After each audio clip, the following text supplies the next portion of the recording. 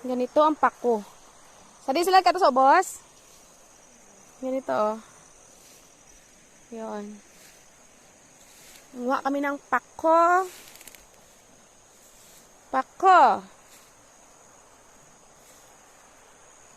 May gagamba pa. Oh. Ito oh.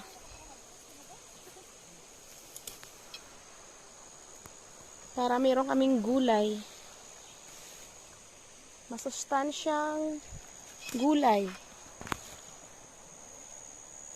Abi sa Manila, gabakal ko yung pako. Para lang makakaon ko. Madiri, libre man lang.